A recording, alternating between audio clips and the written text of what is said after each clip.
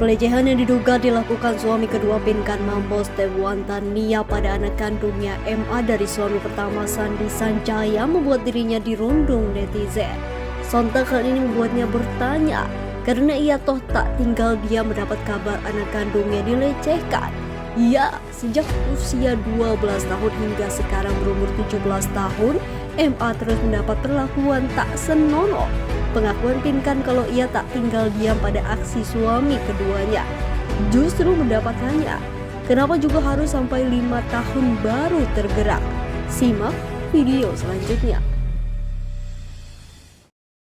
Kan Tadi malam kemarin anak bagaimana Pinkan? Iya, saya merasa sedikit terganggu karena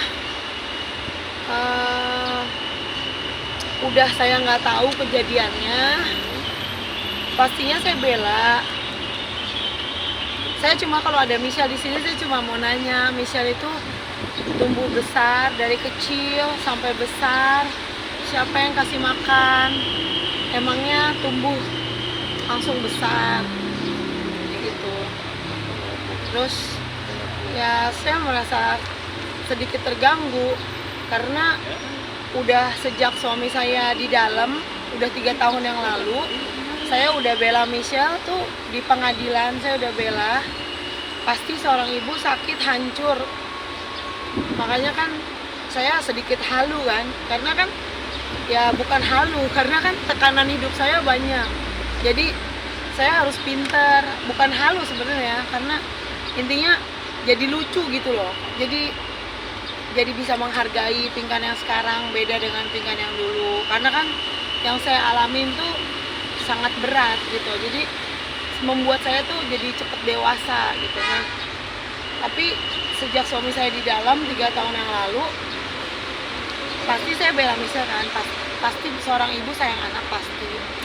Jadi yang Michelle bilang itu salah total kalau saya nggak bela dia. Karena suami saya udah dihukum itu atas saya bela Michelle di pengadilan gitu. Jadi makanya saya udah serahin sama negara yang terbaik ya gimana gitu.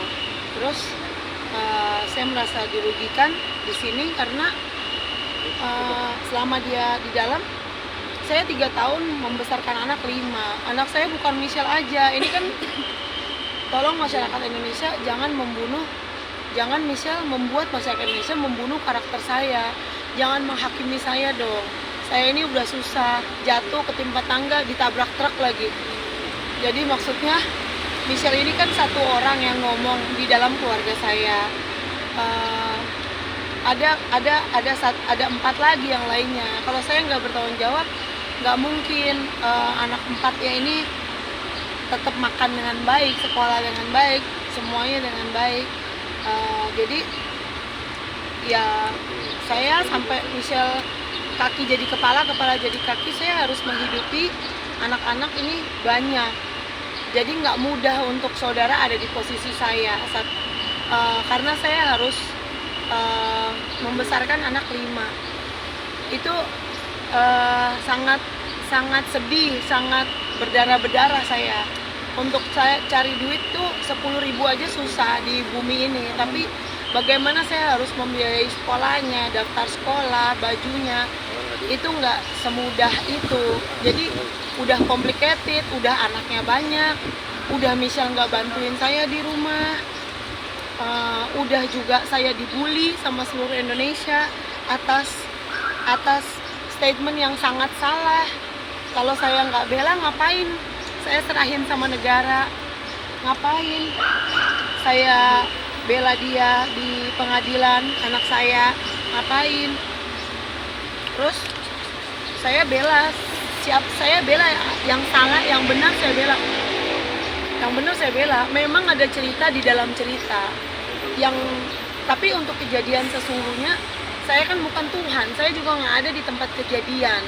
Jadi ya saya nggak bisa mengawasi anak saya 24 jam karena saya harus bekerja setiap hari, banting tulang sampai jual cobek dan lain sebagainya yang selama ini saya tutupin.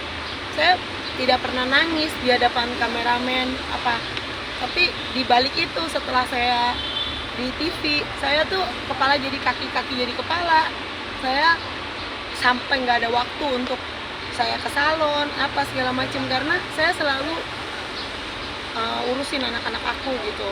Anak-anakku butuh makan segala macam. Jadi tolong jangan menghakimi saya, jangan mendengar satu cerita dari anak saya ada 5. Michelle ini satu-satunya anak yang karakternya sangat berbeda dengan 4 yang lainnya.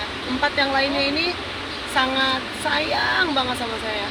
Saya pun tidak pernah membedakan, semuanya disayang. Michelle pun, apalagi Michelle akhir-akhir ini tiket pesawat murah saya robek, saya ganti tiket yang baru. Mama ada, ngapain dirobek?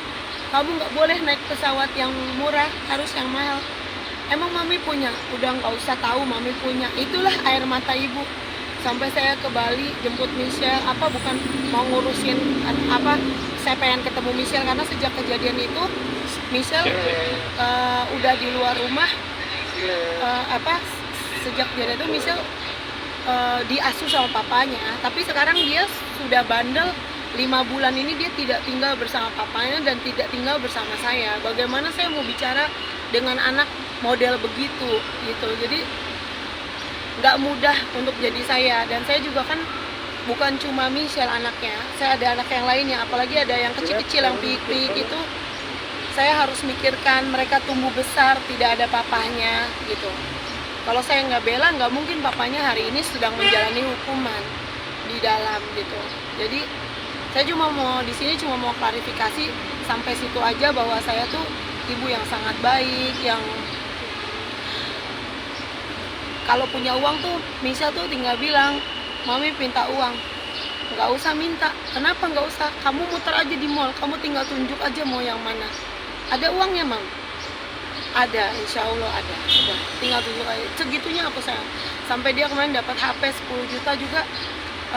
Kakaknya yang di rumah, Michelle kok tega sih gituin mami tuh yang besarin kamu pakai air susunya mami cinta sama kamu, Michelle tuh ke TV, sekali masuk TV tuh kita nggak hitung dana, sekali masuk TV baju dari atas ke bawah tuh Michelle bajunya bisa juta-jutaan, saya yang beliin supaya Michelle terlihat cantik. Kalau saya kan udah dari dulu di TV, yang penting anak saya ini kan produk baru, jadi masa lalu bagaimana kita membuat image kita. Intinya saya mau klarifikasi aja kalau saya tuh ibu yang sangat bertanggung jawab sama anak saya, dan sekolahnya Michelle semua itu saya yang bayar. Dan sejak saya cerai sama suami saya yang papa aslinya Michelle, hanya saya, Pinkan Ratnasari Mambo, yang membiayai hidup Michelle.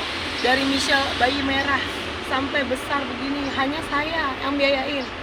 Sampai saya waktu itu nggak punya uang, saya masih ingat, saya pinjam ke keluarga, pinjam 50.000 buat makan, karena anak kita banyak. Keluarga cuma bilang bukan urusan saya. Oh iya, bukan urusan kamu. Saya cuma nangis aja. Jadi teman-teman tolong jangan masyarakat Indonesia tolong jangan menghakimi saya, menilai saya dari luar hanya dengan satu cerita satu orang anak. Saya punya anak tuh bukan cuma Michelle, ada 4 lainnya. 4 yang lainnya tuh baiknya baik banget, ya Kak Tulungan gitu. Tapi ada komunikasi nggak sebelum Michelle speak up soal ini ke Pinkan Mambo? Cerita soal dia. Terakhir tuh dia, jadi sejak 5 bulan yang lalu dia udah tinggalnya tuh di rumah temennya, tidak bersama papanya, tidak bersama saya. Jadi dia anaknya nakal, nggak bisa diatur. Dia maunya dugem setiap malam. Ada yang lain satu dan lainnya yang parah.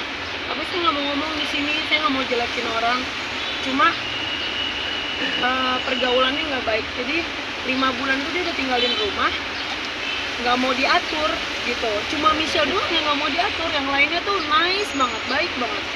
Nah 5 bulan ini, terakhir dia minta urusin KTP karena dia mau jadi waiters di restoran. Saya bilang Michelle itu artis, nama Michelle besar, Michelle main aplikasi aja udah gajian setiap hari. Mami ngajarin bisnis, tapi dia milih untuk jadi waitress. Minta surat izin usaha mau kerja. Saya bilang saya nggak mau kasih, kecuali kamu sama papamu saya kasih. Tapi kamu tidak sama papamu, kamu di jalanan, jadi saya nggak kasih kamu kerja. Tidak ada izin, nggak ada izin dari aku. Saya maunya kamu pulang ke rumah atau ke rumah papamu, jangan di jalanan gitu. Pak, dalam artian berarti Apingkan tidak mengetahui kejadian saat Michelle dilecehkan oleh ayah tirinya di tahun 2018 atau gimana Iya, kak? Apa dia nggak sempat tahu. cerita gitu Di ke tahun Mbak Pinkan Ya, saat jadi kejadian. setelah kejadian itu, kejadiannya kan saya nggak tahu karena saya kan nggak selalu di rumah. Saya harus banting tulang untuk dari saya nikah sama suami yang ini, saya selalu biayain rumah tangga tuh sampai kalau boleh tangan saya buntung tuh sampai buntung deh. Saya tuh cuma taunya cari uang aja untuk anak-anak. Makanya misal ketika kejadian itu terjadi, saya nggak tahu kejadiannya kan, karena saya bukan Tuhan yang tahu kejadiannya. Terus dia cerita terus saya dengar, terus saya shock, jatuh shock, hampir gila. Intinya hancur seorang ibu. Kita ciumin anaknya, anak tuh kan kita ciumin setiap hari, yang begitu lucunya Michelle itu. Kalian bayangin lah setragis apa. Kalau nggak masih hidup aja saya udah syukur, ya bener nggak? Kalau maling aja kita mau gitu kan, saya ngomong-ngomong. Tapi itu kejadiannya udah sehancur-hancurnya seorang ibu, hancur. Nah saya bilang dia, makanya saya usir kan, untuk dari rumah saya usir. Tapi satu dan lain hal, kadang-kadang dia mau ketemu anaknya kecil-kecil, saya bolehin ketemu. Nah ketika itu terjadi lagi kan, itu kan misalnya minta tolong saya, tolong dong amanin saya. Oh iya harus, aku bilang. Pokoknya kalau ada Dedi pulang, kamu tahu mobilnya, langsung kamu masuk ke rumah, kamar, kunci kamarnya. Gitu. Tapi ada satu cerita di dalam cerita itu yang saya nggak bisa cerita di sini. Ada yang lainnya, tapi saya cuma pagerin aja sampai situ, karena kalau saya cerita nanti bakalan kepo, terus nanti bakalan meluas. Jadi saya sudah sampai sini aja. Toh juga, dan kita juga harus hargain pengadilan itu sudah mengurus segala sesuatu, dan kesaksian saya, semua yang aneh itu saya udah utarakan di pengadilan. Makanya jatuhlah hukuman kepada suami saya. Jadi saya sangat membela Michelle juga. Pokoknya saya bela yang benar aja gitu, saya bela pasti gitu. Kalau Pinkan ketika kejadian, setelah kejadian nggak ada kayak perubahan sikap dari anak yang bikin curiga, kan nggak tahu kan ya? Ada nggak sih perubahan sikap yang bikin, kok ini ada perubahan sikap yang drastis gitu? Apa Michelle nggak ada keterbukaan sama ibunya gitu? Itu tertutup. Akhirnya baru malah speak up sekarang. Oh, dia udah speak up 1 tahun kejadian kan langsung ngomong. Tapi udah setahun, aku bilang kenapa baru setahun? Dan itu udah berkali-kali. Bego, intinya kesel lah sama mama, kenapa baru bilang? Ya udah. Terus setelah saya udah tahu itu, hancur lah saya, berkeping-keping, hancur. Saya keluarin lah suami saya itu dari rumah. Tapi ada perubahan sikap nggak dari Michelle? Psikisnya Tertutup, iyalah, jadi trauma atau gimana? Diem atau apa gitu? Iya pasti. Sejak, tapi Michelle emang dari dulu pendiam.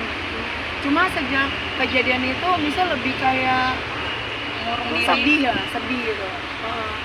Tapi ya setelah cerita itu, terus kan suami diusir, terus sempat datang lagi. Nah itu terjadi lagi kan. Nah itu kan mami tolongin saya, lindungin saya. Saya bilang kunci kamar gitu. Tapi ada cerita di balik itu yang saya nggak bisa cerita di sini. Saya udah cerita di pengadilan. Saya menghormati hukum negara. Jadi saya juga nggak mau urusan rumah tangga, urusan pribadi saya kan harus kerja konsentrasi, cari uang setiap hari untuk bayi-bayi. Semuanya kan saya pembuat uang di rumah saya satu-satunya. Dan untuk Michelle juga sejak saya cerai sama papanya Michelle.